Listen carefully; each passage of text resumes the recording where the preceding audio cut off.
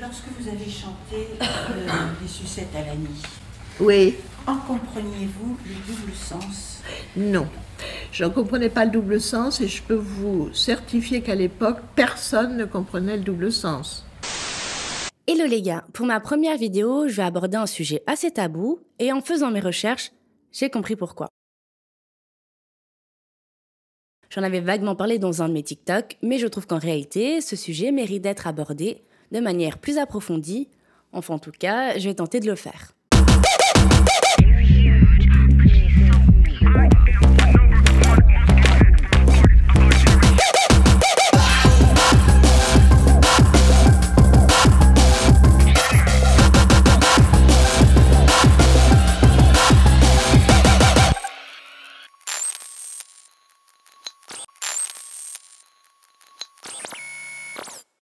En juillet 2019, l'homme d'affaires Jeffrey Epstein a été emprisonné à New York pour des accusations de trafic sexuel sur mineurs. Une affaire qui impliquerait de grands noms et surtout plus d'une centaine de victimes. Le jet privé d'Epstein, connu sous le nom de Lolita Express, a été au cœur même de cette affaire. Ce jet aurait servi à transporter des personnalités influentes vers l'île d'Epstein, là où des abus sexuels présumés auraient eu lieu. Il y a une dimension assez troublante autour du terme Lolita, ce terme qui peut paraître anodin, cache en réalité un côté plus sombre. Je m'appelle Nouria et comme je l'ai dit, c'est ma première vidéo. Je vous invite donc à vous abonner, au moins pour l'état de mon historique qui ressemble à celui d'un gros pervers. Bref, commençons par le début. Qu'est-ce qu'une Lolita? En l'occurrence ici, une Lolita de la chanson. Eh bien, c'est une jeune chanteuse, très souvent mineure, qui interprète des morceaux à double sens, mêlant ainsi l'innocence de l'enfance à des thématiques beaucoup plus suggestives. De France Gall à Alizée, en passant par Britney Spears, ces artistes ont incarné le phénomène Lolita à travers des décennies. Nous allons essayer de comprendre qui se cache derrière tout ça, et surtout, pourquoi ça pose problème. Moi, je pars du principe que pour comprendre un phénomène, il faut toujours contextualiser. Donc, je vous présente le créateur des Lolita, Vladimir Vladimirovitch Nabokov, mais plus connu sous le nom de Vladimir Nabokov. Il est né le 22 avril 1899 à Saint-Pétersbourg en Russie. Il vient d'une famille de nobles russes et l'aîné d'une famille de 5 enfants. L'argent, ça facilite bien des choses parce que très jeune, il va apprendre à parler anglais et français par l'intermédiaire de ses gouvernantes. Comme quoi, on n'a pas tous la même vie. En 1919, il commencera des études de lettres françaises et russes à Cambridge et sera diplômé en 1922. Muni de son diplôme, il quitte l'Angleterre pour Berlin afin de poursuivre son rêve de devenir un grand écrivain. Il fréquente des théâtres et des maisons d'édition, commence à publier dans des revues, dont Roule en particulier, qui appartenait à son père, et oui, Nabokov était un nepo baby. Au travail, il rencontrera Vera Slonim, dont il tombera amoureux, et elle deviendra sa femme, sa muse, la mère de son seul enfant, mais aussi sa traductrice, son éditrice, bref, son tout. Mais il y a un petit problème. Enfin, petit est un euphémisme. La Seconde Guerre mondiale commence et ils sont contraints de quitter l'Allemagne. Vera était juive et vous vous doutez bien, la situation en Europe devenait beaucoup trop compliquée pour eux. Ils vont s'exiler aux USA et pourquoi pas tenter le rêve américain. En attendant le succès littéraire, il obtiendra un poste de professeur dans une université, mais il devra attendre 1955 pour son plus grand succès littéraire, Lolita. Lolita est l'histoire d'amour entre Humbert Humbert, un homme d'âge mûr se qualifiant de nympholette. Un nympholette est un homme qui aime les enfants.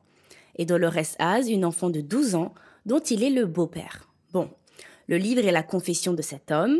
Le lecteur se trouve dans la tête d'Humbert, le rendant ainsi complice de ses actes.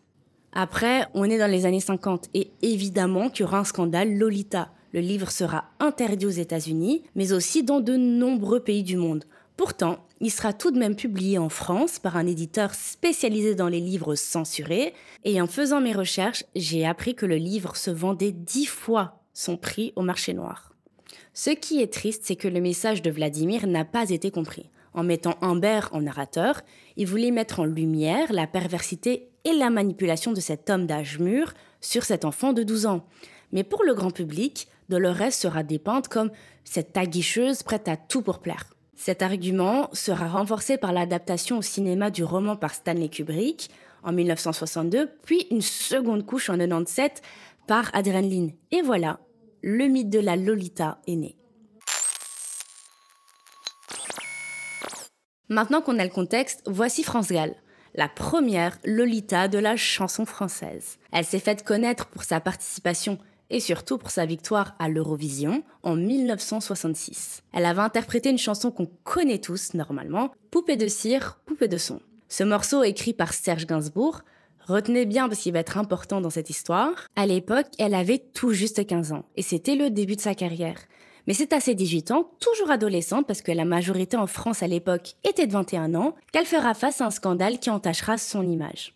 De retour de vacances, elle retourne dans les studios de Serge Gainsbourg pour écrire 4 nouveaux morceaux. Le processus de création de Serge était de s'inspirer de la vie de ses artistes pour pouvoir écrire des textes. Après lui avoir raconté ce qu'elle avait fait durant ses vacances, il sera inspiré et il va lui écrire le très controversé Sucette. Et lorsque le sucre large, parfumé à l'anis, coule dans la gorge d'Annie, elle est au paradis.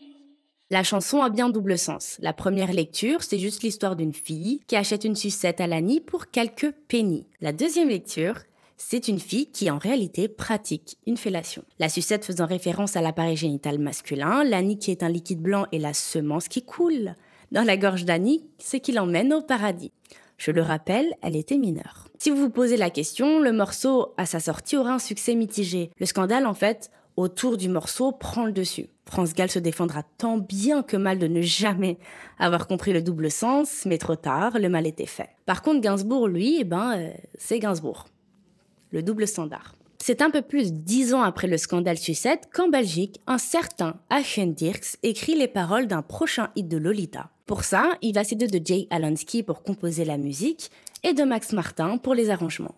Le trio termine le morceau, mais il y a un bémol. La maison de disques Ariola ne croyait absolument pas au projet. Mais par un heureux hasard, la maison de disques devait absolument produire des artistes belges pour payer moins d'impôts.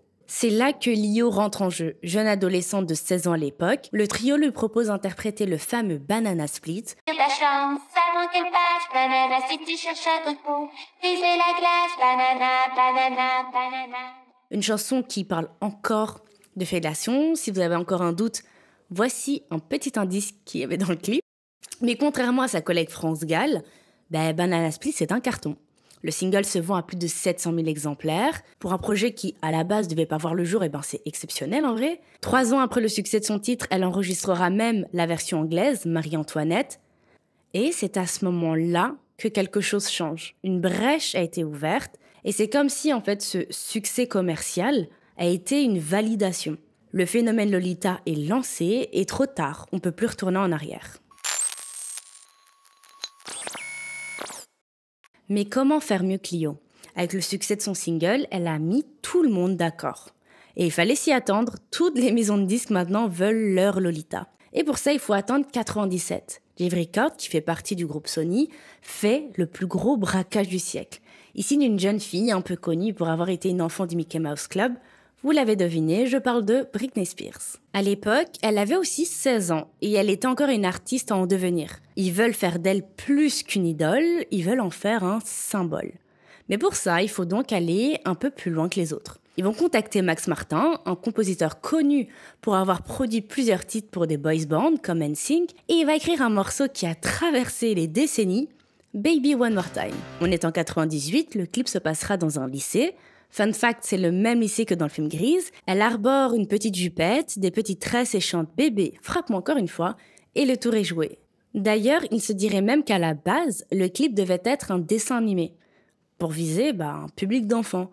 Mais au dernier moment, la DA a changé.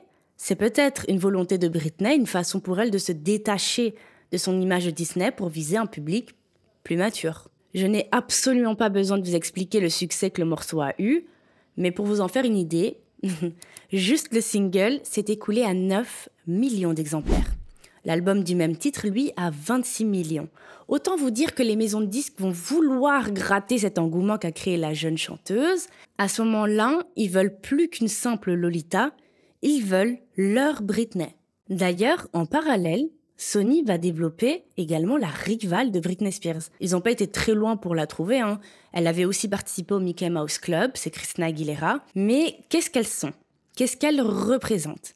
C'est des ados qui sont adulés par des ados et des enfants, mais elles sont également adulées par des hommes adultes. Les lolitas sont hypersexualisées. Il y a une dichotomie entre cette hypersexualisation faite pour vendre un plus large public et des thématiques de chansons que rencontre un adolescent lambda. En fait, l'archétype de la lolita, c'est un joli minois, un crop top qui fait apparaître le nombril. Il y a comme un flirt entre la sagesse et la sexy-attitude. Je parle beaucoup des États-Unis, mais en toute honnêteté, la France n'est pas en reste. Quand je pense à Lolita des années 2000, le nom auquel je pense, c'est Alizée.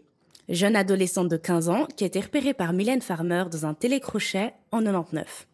Juste un an après ça, Alizée sortira Moi Lolita, un titre écrit par Mylène Farmer et composé par Laurent Boutonnat. Que ce soit le clip où elle se fait séduire par un homme qui a le double de son âge ou les paroles, il n'y a aucun doute à se faire, la référence au livre de Nabokov est flagrante. Le morceau fait partie de l'album Gourmandise. La collégienne Aubable de Méthylène remportera un Energy Music Award, obtiendra des disques d'argent. L'album s'écoulera à 4 millions, je pense, à travers le monde. Tout comme Lio, le succès dépasse la France. C'est un numéro 1 en Italie, en Espagne, une tournée en Chine, au Japon, et surtout une affirmation de ce genre de la pop. Mais est-ce que ça peut durer éternellement ? Les Lolitas de la chanson ont un déclin marqué vers la fin des années 2000.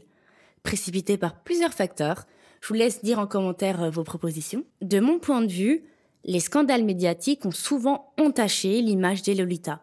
Enfin, surtout Britney. J'ai même l'impression que c'est son destin qui influençait celui de toutes les autres. Il faut bien se rappeler que Britney à l'époque était une ado surmédiatisée. Elle se devait constamment de donner cette belle image de cette jeune américaine conservatrice des valeurs du pays qui garde une place très importante de la religion dans sa vie. Donc quand son petit ami dit à demi-mot dans une interview avoir eu une relation sexuelle avec la chanteuse, ça fait un peu tâche, surtout qu'elle revendiquait attendre le mariage. Je dirais même que ce qui a provoqué leur chute, c'est le retour à la réalité. Après l'idéalisation autour de ces jeunes filles, comme si elles n'étaient plus des humaines, mais des poupées malléables auxquelles on peut tout dire, tout faire. Cette volonté de vouloir les contrôler sur leurs moindres faits et gestes, et en fait se rendre compte que finalement, c'était juste des adolescentes. On peut aussi mettre en lumière cette hypocrisie, ce double standard avec les garçons stars du même âge, mais ça, ce sera pour une autre vidéo. Rajoutez à cela les troubles mentaux développés par la surmédiatisation, les addictions pour tenir le cap, l'image irréprochable qu'il fallait continuellement avoir, tout ça additionné, ça fait pas un bon cocktail. Mais en plus, un point non négligeable, c'est que la mode de la musique, ça évolue tout simplement. Les Lolitas, je pense qu'elles devenaient un peu ringardes. En France, avec l'émergence de nouveaux genres à la mode, comme le rap, l'électro, la tectonique, oui, tout ça, en fait, ça a relégué les Lolitas au second plan. Les artistes grandissaient, les ados qui les écoutaient aussi, et les hommes qui les dévoraient des yeux, peut-être qu'ils les trouvaient trop adultes. La question qu'on pourrait se poser, c'est est-ce qu'elles avaient conscience de la connotation ambiguë que les Lolitas reflétaient ? On ne saura jamais. Comme je l'ai dit un peu avant, France Gall certifiait ne jamais avoir compris le double sens de Sucette. D'ailleurs, après le scandale, elle ne chantera plus jamais la chanson. Lio, j'ai vu que dernièrement, elle avait interprété Banana Split sur scène, mais je me permettrai pas de la juger. C'est peut-être sa manière à elle de se réapproprier ce morceau. En bossant sur ce sujet, je me suis rendu compte que petite, je dansais sur toutes ces chansons sans jamais me douter de tout ça. Et que, en quelque sorte, c'est un peu comme le livre de Nabokov, je me retrouvais complice de tout ça, en fait, à mon insu, vous voyez ? Donc, je ne jugerai aucune de ces femmes qui, en fin de compte, voulaient simplement exprimer leur art. Peut-être même que la moi de 16 ans serait tombée dans le panneau. Certaines ont pu être conscientes de cette exploitation, tandis que les autres non.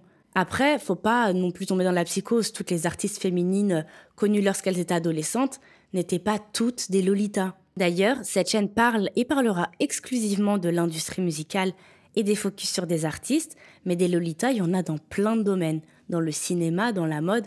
Bref, si vous voulez creuser plus sur le sujet, je vous conseille de regarder le documentaire d'Epstein sur Netflix, les sources dans la barre d'infos, et pourquoi pas, lire le livre de Nabokov. Si vous avez d'autres propositions, je vous invite à les mettre en commentaire. J'ai été très intéressée par le sujet de la vidéo. La semaine prochaine, la vidéo sera beaucoup plus feel good, je vous le promets. J'espère que ça vous a plu. N'oubliez pas de vous abonner, d'activer la cloche, de mettre un petit like et on se revoit la semaine prochaine. Bisous!